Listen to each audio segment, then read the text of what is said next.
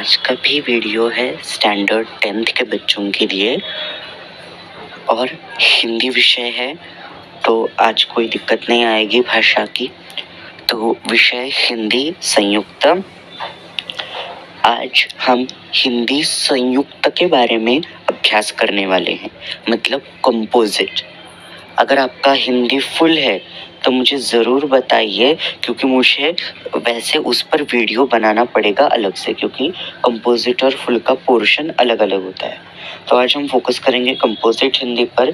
तो पहली इकाई की पहली कविता सौंधी सुगंध। तो चलिए कविता को शुरुआत करते हैं। पहले हम कवि का परिचय ले लेते हैं, कवि से परिचित होते हैं। तो सौंधी सुगंध के कवि हैं डॉक्टर कृपाशंकर शर्मा। वो लेखन क्षेत्र में अचूक नाम से प्रसिद्ध है। उनका जन्म हुआ है 1949 को एटा, उत्तर प्रदेश में। परिचय: डॉक्टर कृपाशंकर शर्मा अचूक जी हिंदी साहित्य की विविध विधाओं में लिखते रहे हैं। अपने गीत, गजल, कविताएं, दोहे एवं समीक्षाएं लिखी है। इनके साथ ही साथ अपने बाल गीत तथा बाल कहानियों में भी उल्लेखनीय लेखन किया है। तो कवि बहुत प्रसिद्ध है और उन्होंने बालकों के लिए बहुत कुछ लिखा है। प्रमुख कृतियां: फिर भी कहना शेष रहा गया, नदी उफान भरे गीत संग्रह, गीत खुशी के गाओ तुम बाल गीत संग्रह आदि। तो ये लेखक के कुछ प्रसिद्ध कार्य है। अब हम पद्य संबंधी यानी इस कविता संबंधी देख लेते हैं। इस कविता में क्या दिया गया है। प्रस्तुत गीत में कवि ने वर्षा ऋतु का वर्णन किया है। वर्षा में प्रकृति के विविध रूपों, पेड़ पौधों, नदी तालाबों आदि में होने वाले परिवर्तनों का यहाँ सजीव एवं मनोहरी वर्णन किया गया है। सजीव मतलब कविता पढ़ते समय हम अपने आंखों के सामने इमेजिन कर सकते हैं, और मनोहारी मतलब अच्छी तरह से। तो चलिए कविता को शुरुआत करते हैं। तो मैं पहले पूरी कविता पढ़ लेता हूँ, फिर आपको मैं एक्सप्लेनेशन दूंगा। चलिए शुरुआत करते हैं। मेरे साथ आप भी पढ़िए ताकि आपका जो रीडिंग है वो रीडिंग स्किल डेवलप हो जाए। शुरुआत करते हैं। सौंधी सौंधी सी सुगंध माटी से बोली, बादल बरस गया धरती ने आंखें खोली। चारों ओर हुई हरियाली कहे मयूरा, सदियों का जो सपना है हो जाए पूरा। एक यहाँ पर नहीं अकेला होगी टोली, सौंधी सौंधी सी सुगंध माटी से बोली। बाग बगीचे ताल तलैये सब मुस्काए, झूम झूम कर मस्ती में तरू गीत सुनाए। मस्त पवन ने अब खोली है अपनी झोली, सौंधी सौंधी सी सुगंध माटी से बोली।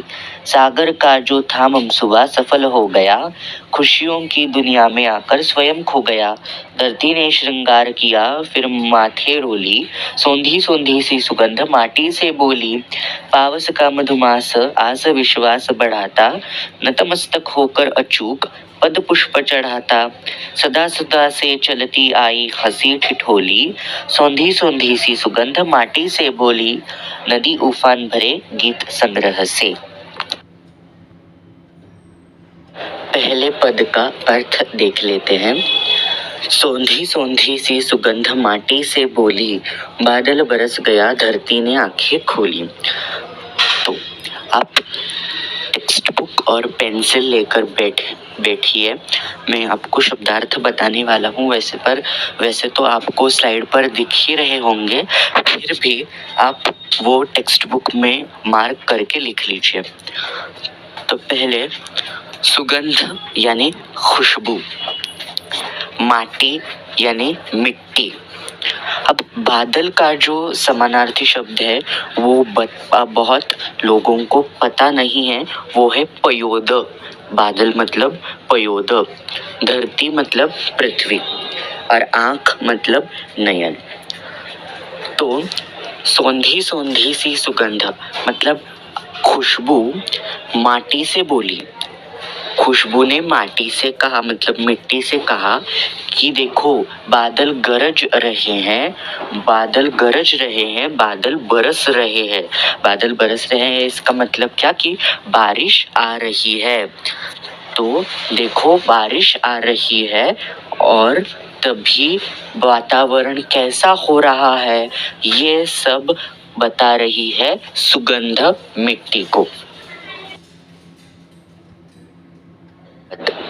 चारों ओर हुई हरियाली, कहे मयूरा सदियों का जो सपना है हो जाए पूरा। एक यहाँ पर नहीं अकेला होगी टोली, सोंधी सोंधी सी सुगंध माटी से बोली।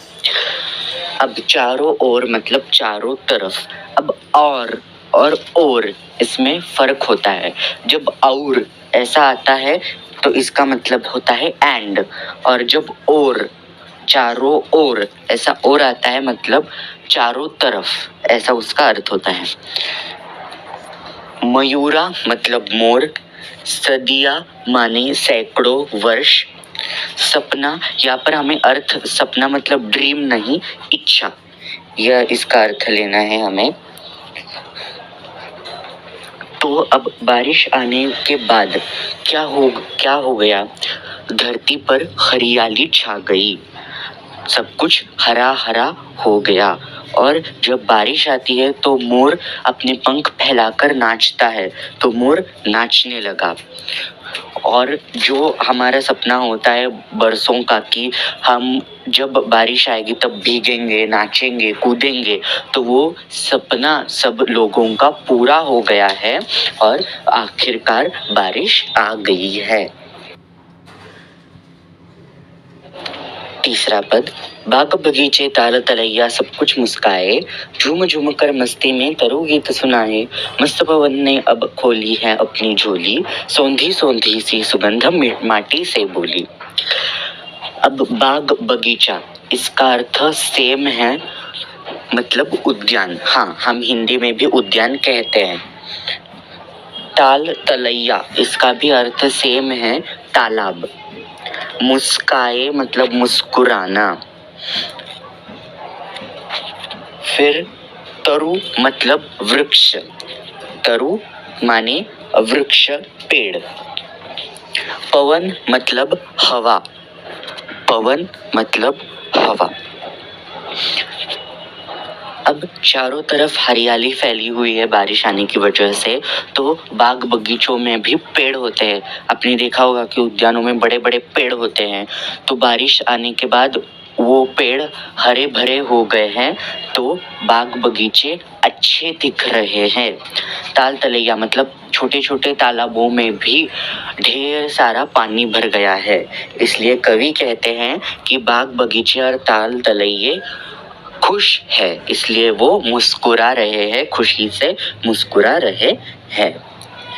झूम झूम कर मस्ती में तरु गीत सुनाए। अब देखो बारिश आती है तो वृक्षों को पानी मिलता है बारिश का, और जब पेड़ को बारिश का पानी मिलता है तो पानी वो अब्जॉर्ब कर लेता है, उसका खाना बनाता है और पेड़ बढ़ता है, पेड़ की ग्रोथ होती है। तो इसलिए पेड़ बहुत खुश है और वो खुशी से गाने गा रहा है।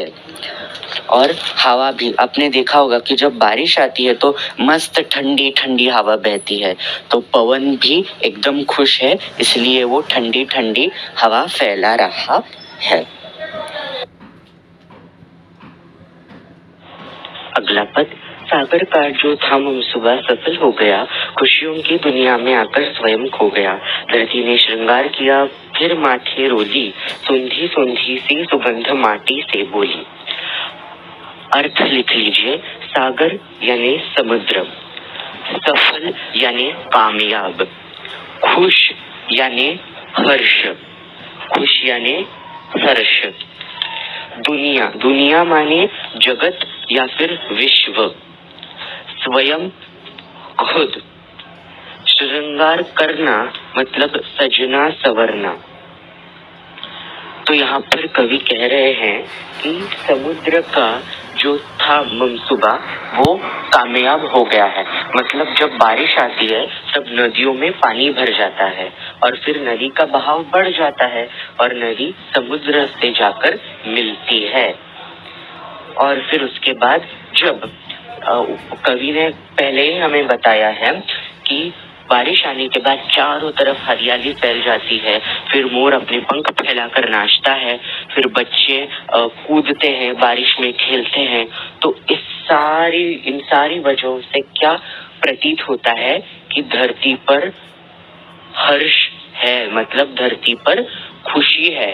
तो इस खुशी से धरती ने श्रृंगार किया है, मतलब इस खुशी के माहौल से धरती सजी है, ऐसा हमें कवि कहते हैं। अंतिम पद, पावस का मधुमास आस विश्वास बढ़ाता, नतमस्तक होकर अचूक पद पुष्प चढ़ाता, सदा सदा से चलती आई हंसी ठिठोली, सौंधी सौंधी सी सुगंध माटी से बोली। अब आस विश्वास, आस यानी आस्था, विश्वास यानी यकीन, नतमस्तक मतलब प्रणाम। अब अचूक, अचूक यहाँ पर देखो इन्वर्टेड कॉमास में आपको दिया गया है, मतलब वो उसको एक महत्व दिया गया है। तो ऐसा क्यों? हमने शुरुआत में ही पढ़ा था कि डॉक्टर कृपाशंकर शर्मा, इनका नाम लेखन विश्व में अचूक है, तो उनका दूसरा नाम जो है वो अचूक है, ये हमने पढ़ा था। तो यहाँ पर अचूक का मतलब स्वयं कवि है। सदा मतलब हर वक्त, हर पल। हंसी मतलब आप खुशी भी लिख सकते हो।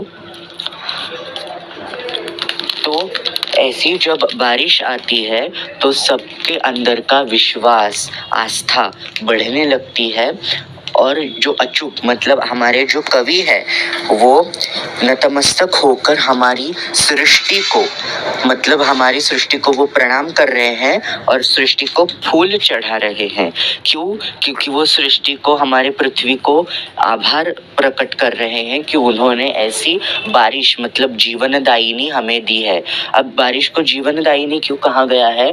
क्योंकि बारिश का पानी जो होता है, वो पानी बहुत पवित्र होता है और वही पानी हम पीते हैं।